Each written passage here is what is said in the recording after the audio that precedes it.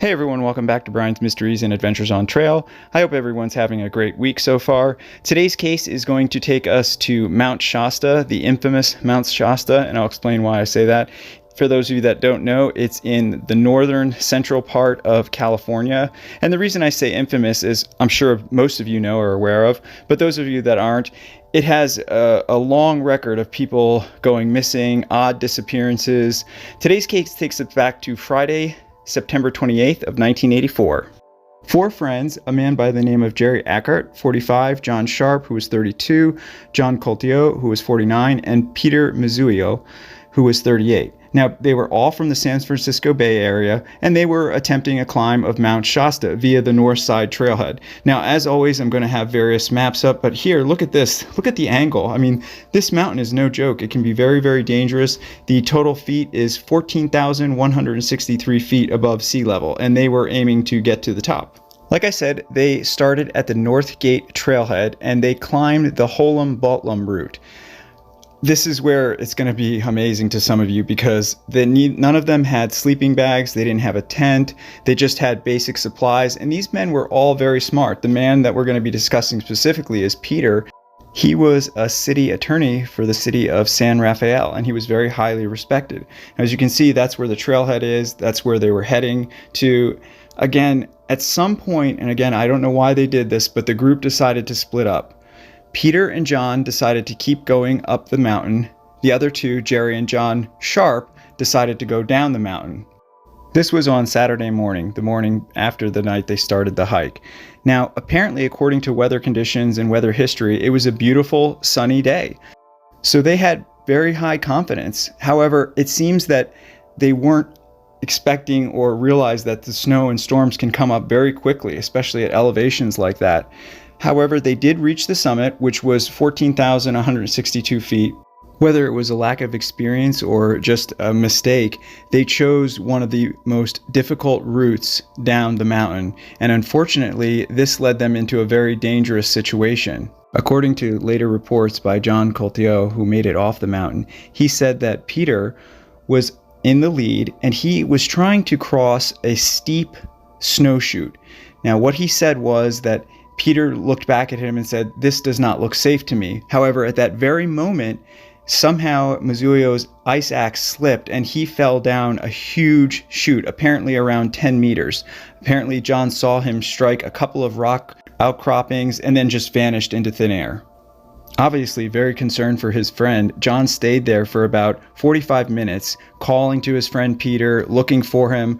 But he said it was just impossible. He couldn't see anything. He didn't hear anything back. So he decided to climb back up the chute to the summit, hopefully to find help.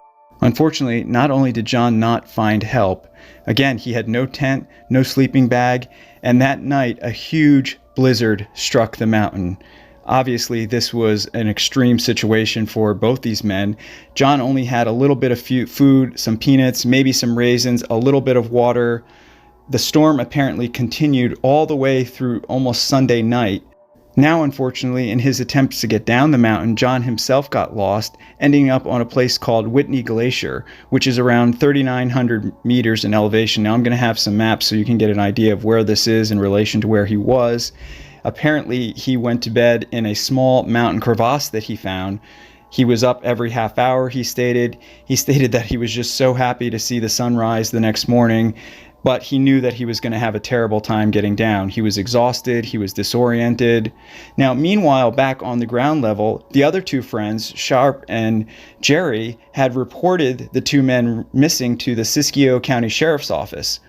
Between the Mount Shasta Rangers, the California Highway Patrol, and the Siskiyou County Sheriff's Office, they obviously started a massive search. However, at that point, the snowfall and blizzard had been hitting the ground level, so they had a lot of hard times just getting their efforts engaged. And again, they weren't even sure what was going on at this point because John was still lost. The friends had no idea where they had gotten lost or what had happened. So it was obviously a very scary and dangerous situation. These rescuers were going to have to go up into these blizzard conditions. Now, at this point, they had subsided. The first helicopter that went up thought they saw something in the distance. However, they weren't sure, so they circled back around. Meanwhile, John had climbed out of the crevasse he slept in. He was trucking down the mountain, but he got turned around again, and unfortunately, Well, it depends on how you look at it. Now he was back up on a summit ridge, and he just was so exhausted he sat down, and that's when he heard the helicopter. So he got up and he was waving his arms around. Thankfully, the helicopter had turned back around and saw him. However, where John was, it was so rocky and windy, that helicopter wasn't able to land, so it turned around. Now, can you imagine how John felt? He probably was like, wait, why are they leaving me? However, the California Highway Patrol launched a different type of helicopter.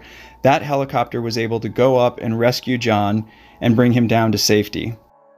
By this point, it was now Tuesday, the following Tuesday after the Friday the men had gone missing. So the story was now in the media because, again, these men were all very prominent members of their community. The authorities were under a lot of pressure from the families. However, the families at this point were also very understanding because of the weather conditions. When John was rescued, he was taken to Mt Shasta Regional Hospital. He was treated for dehydration. He was disoriented. But this is when the authorities got more information. He said that the four had spent the night, Friday night, at Camp Holumbalum Bowl, which is around 10,000 feet in elevation. And he said that they separated Saturday morning because the other two men didn't feel like going up to the top. They were unsure of themselves. And they were actually the ones that John even said that they made the right decision. He said that just going down, the weather started getting darker, closing in, and right as Peter Muzio said that he didn't feel this was safe, that's when his ice axe slipped and he fell, and he was never seen again. That's really all the information that the authorities and rescuers had to go on. However, they did send dozens of men out on foot. They still had the helicopters going. Of course, there was massive amounts of snow they had to trudge through. The weather had gotten a lot better, so it was easier for them to at least navigate because the visibility was better, but unfortunately for the first day or two they were coming up empty.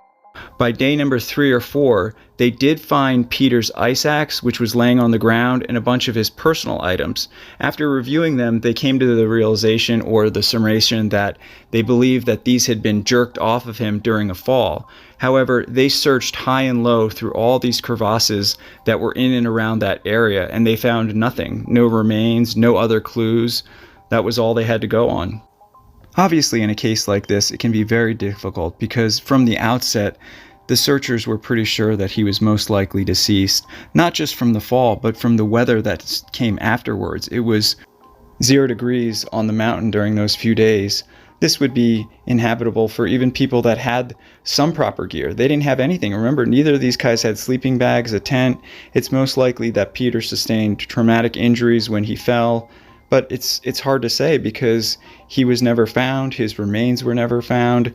This search did continue for another couple weeks. The family was very determined. They knew that Peter was a very smart guy. He was an experienced climber. However, it is noteworthy that none of these guys were wearing helmets at the time. Now, this is back in 1984. A lot of people weren't as safety cautious. But unfortunately, after another couple of weeks, the authorities did have to call off the search. They met with the family. The family agreed that it was most likely that Peter was deceased somewhere on the mountains. However, the authorities did send searchers out throughout the next couple months, just looking here and there in hopes that maybe they would find either his remains or some other clue, maybe to just help give the family some closure.